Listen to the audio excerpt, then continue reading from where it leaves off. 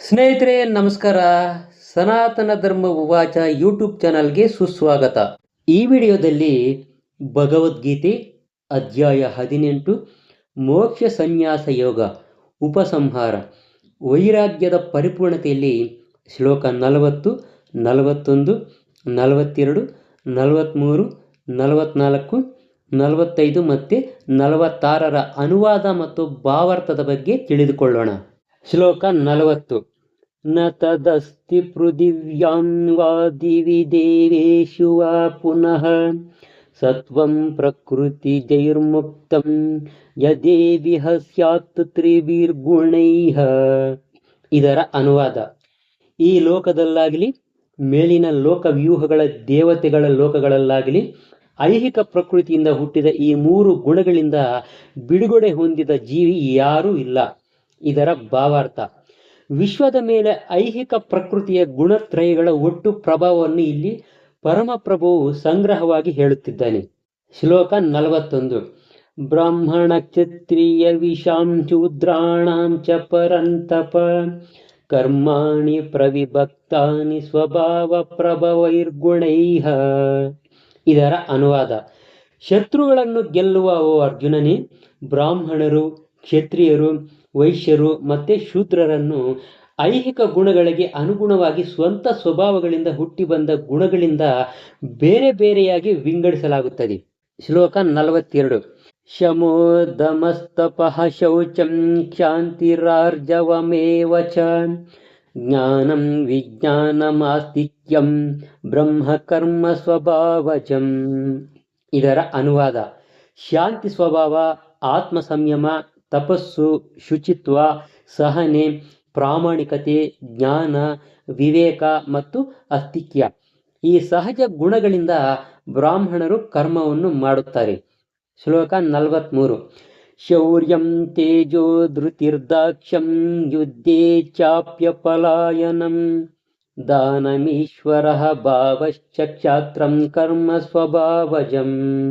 ಇದರ ಅನುವಾದ: ಶೌರ್ಯ, ತೇಜಸ್ಸು, ದೃಢ ಸಂಕಲ್ಪ, ದಕ್ಷತೆ, ಯುದ್ಧದಲ್ಲಿ ಧೈರ್ಯ, ಔದಾರ್ಯ ಮತ್ತು ನಾಯಕತ್ವ ಇವು ಕ್ಷತ್ರಿಯರಿಗೆ ಕೆಲಸ ಮಾಡಲು ಇರಬೇಕಾದಂಥ ಸಹಜ ಗುಣಗಳು. ಶ್ಲೋಕ 44. ಕೃಷಿ ಗೋರಕ್ಷ ವಾಣಿಜ್ಯಂ ವೈಶ್ಯ ಕರ್ಮ ಸ್ವಭಾವಜಂ ಪರಿಚರ್ಯಾತ್ಮಕಂ ಕರ್ಮ ಶೂದ್ರ ವ್ಯಾಪಿ ಸ್ವಭಾವಜಂ.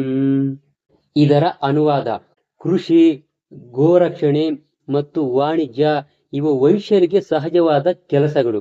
ದುಡಿಮೆ ಮತ್ತು ಇತರರ ಸೇವೆ ಇವು ಶೂದ್ರರಿಗೆ ಸಹಜವಾದವು. ಶ್ಲೋಕ 45. ಸ್ವೇ ಸ್ವೇ ಕರ್ಮಣ್ಯಭಿರತಃ ಸಂಸಿದ್ಧಿಂ ಲಭತೆ ನರಃ ಸ್ವಕರ್ಮ ನಿರತಃ ಸಿದ್ಧಿಂ ಯತ ವಿಂದತಿ ತಶೃಣು. ಇದರ ಅನುವಾದ: ತನ್ನ ಕರ್ಮದ ಗುಣಗಳನ್ನು ಅನುಸರಿಸಿ ಪ್ರತಿಯೊಬ್ಬ ಮನುಷ್ಯನು ಪರಿಪೂರ್ಣನಾಗಬಹುದು. ಇದನ್ನು ಹೇಗೆ ಮಾಡಬಹುದು ಎನ್ನುವುದನ್ನು ತಿಳಿಸುತ್ತೇನೆ, ಕೇಳು. ಶ್ಲೋಕ 46. ಯತಃ ಪ್ರವೃತ್ತಿರ್ಭೂತಾನಾಂ ಯೇನ ಸರ್ವಮಿದಂ ತತಂ ಸ್ವಕರ್ಮಣಾ ತಮಭ್ಯಶ್ಚ ಸಿದ್ಧಿಂ ವಿಂದತಿ ಮಾನವಃ. ಇದರ ಅನುವಾದ: ಪರಮಪ್ರಭುವು ಸರ್ವಜೀವಿಗಳ ಮೂಲ ಮತ್ತು ಸರ್ವವ್ಯಾಪಿ.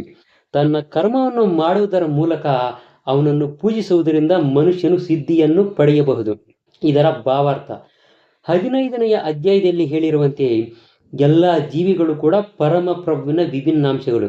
ಹೀಗೆ ಪರಮಪ್ರಭುವು ಎಲ್ಲ ಜೀವಿಗಳ ಆದಿ. ಇದನ್ನು ವೇದಾಂತ ಸೂತ್ರದಲ್ಲಿ ಕೂಡ ದೃಢಪಡಿಸಲಾಗಿದೆ. ಜನ್ಮಾದಿ ಅಸ್ಯ ಯತಃ.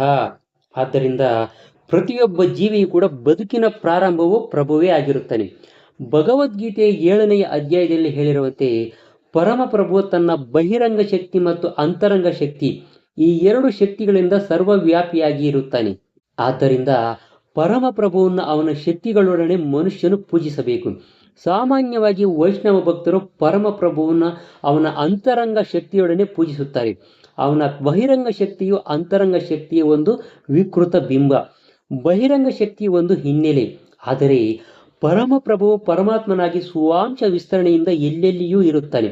ಅವನು ಎಲ್ಲೆಲ್ಲಿಯೂ ಎಲ್ಲ ದೇವತೆಗಳ, ಎಲ್ಲ ಮನುಷ್ಯರ, ಎಲ್ಲ ಪ್ರಾಣಿಗಳ ಪರಮಾತ್ಮನಾಗಿ ನೆಲೆಸಿರುತ್ತಾನೆ. ಆದ್ದರಿಂದ ಪರಮಪ್ರಭುವಿನ ವಿಭಿನ್ನಾಂಶನಾಗಿ ತಾನು ಪರಮಪ್ರಭುವಿಗೆ ಸಲ್ಲಿಸಬೇಕಾದ ಸೇವೆ ಇದೆ ಎಂದು ಮನುಷ್ಯನು ತಿಳಿದುಕೊಳ್ಳಬೇಕು. ಪ್ರತಿಯೊಬ್ಬನು ಕೂಡ ಸಂಪೂರ್ಣ ಕೃಷ್ಣ ಪ್ರಜ್ಞೆಯಲ್ಲಿ ಪ್ರಭುವಿನ ಭಕ್ತಿ ಸೇವೆಯಲ್ಲಿ ನಿರತನಾಗಬೇಕು. ಹೀಗೆ ಮಾಡಬೇಕೆಂದು ಈ ಶ್ಲೋಕದಲ್ಲಿ ಹೇಳಲಾಗಿದೆ. ಇಂದ್ರಿಯಗಳ ಒಡೆಯನಾದ ಋಷಿಕೇಶನು ತನ್ನನ್ನು ಒಂದು ನಿರ್ದಿಷ್ಟ ವೃತ್ತಿಯಲ್ಲಿ ತೊಡಗಿಸಿದ್ದಾನೆ ಎಂದು ಪ್ರತಿಯೊಬ್ಬನೂ ಯೋಚಿಸಬೇಕು. ಮನುಷ್ಯನು ನಿರತನಾಗಿರುವ ಕೆಲಸದ ಫಲದ ಮೂಲಕ ದೇವೋತ್ತಮ ಪರಮಪುರುಷನಾದ ಕೃಷ್ಣನನ್ನು ಪೂಜಿಸಬೇಕು. ಮನುಷ್ಯನು ಸದಾ ಹೀಗೆ ಕೃಷ್ಣ ಪ್ರಜ್ಞೆಯಲ್ಲಿ ಆಲೋಚನೆ ಮಾಡಿದರೆ ಭಗವಂತನ ಕೃಪೆಯಿಂದ ಅವನಿಗೆ ಎಲ್ಲದ ಅರಿವು ಕೂಡ ಮೂಡುತ್ತದೆ. ಇದು ಬದುಕಿನ ಪರಿಪೂರ್ಣತೆ. ಭಗವದ್ಗೀತೆಯಲ್ಲಿ ಪ್ರಭುವು ತೇಷಾಂ ಅಹಂ ಸಮುದ್ಧರ್ಥ ಎಂದು ಹೇಳುತ್ತಾನೆ. ಪರಮಪ್ರಭುವೇ ಸ್ವತಃ ಅಂತಹ ಭಕ್ತನನ್ನು ಉದ್ಧರಿಸುವ ಹೊಣೆಯನ್ನು ಹೊಂದಿರುತ್ತಾನೆ. ಅದೇ ಬದುಕಿನ ಅತ್ಯುನ್ನತ ಪರಿಪೂರ್ಣತೆಯಾಗಿರುತ್ತೆ. ಮನುಷ್ಯನು ಯಾವುದೇ ವೃತ್ತಿಯಲ್ಲಿರಲಿ, ಅವನು ಪರಮಪ್ರಭುವನ್ನು ಸೇವಿಸಿದರೆ ಅತ್ಯುನ್ನತ ಪರಿಪೂರ್ಣತೆಯನ್ನು ಸಾಧಿಸುತ್ತಾನೆ. ಸ್ನೇಹಿತರೆ, ಇದೇ ಥರ ಇನ್ನಷ್ಟು ಆಸಕ್ತಿಕರವಾದ ವಿಷಯಗಳನ್ನು ನೀವೇನಾದರೂ ತಿಳ್ಕೋಬೇಕು ಅಂದರೆ ದಯವಿಟ್ಟು ನಮ್ಮ ಸನಾತನ ಧರ್ಮ ಉವಾಚ ಅನ್ನೋ ಯೂಟ್ಯೂಬ್ ಚಾನಲನ್ನು ಸಬ್ಸ್ಕ್ರೈಬ್ ಮಾಡ್ಕೊಳ್ಳೋದನ್ನು ಮಾತ್ರ ಮರಿಬೇಡಿ. ನಮಸ್ಕಾರ.